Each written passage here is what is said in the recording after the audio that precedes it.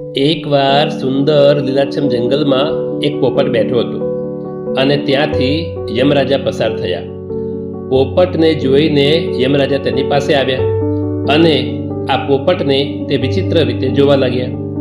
આ જોઈને પોપટ તો બિચારો ગભરાઈ ગયો.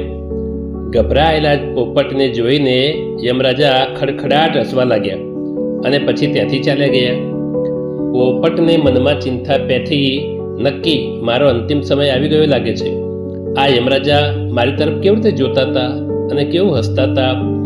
પોપટ તો તરત જ ત્યાંથી ઉડ્યો અને પહોંચ્યો પક્ષીઓના રાજા ગરુડ પાસે.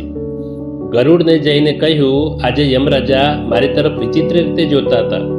એટલું જ નહીં, તે મને જોઈને ખડખડાટ હસતા પણ હતા.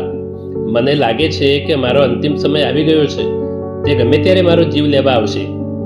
ગરુડે પોપટને આશ્વાસન આપતા કહ્યું, તો ચિંતા ના કર, હું હમણાં જ યમરાજાને મળી અને તારી પર હસવાનું કારણ પૂછી આવું છું.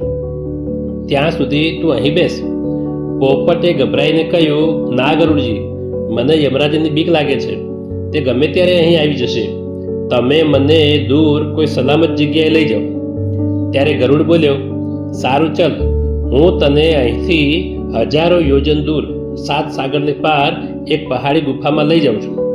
પોપટ બોલ્યો, 1000 યોજન દૂર 7 સાગરને પાર ઉડવાની મારી શક્તિ નથી. ત્યારે ગરુડે કહ્યું, એક કામ કર, તું મારી પીઠ પર બેસી જા, હું તને ત્યાં લઈ જાઉં.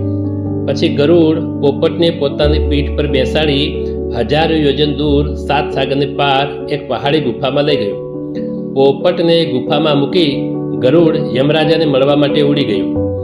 યમરાજા પાસે જઈને ગરુડે પૂછ્યું, આજે તમે જંગલમાં પેલા પોપટ પર કેમ હસતા હતા?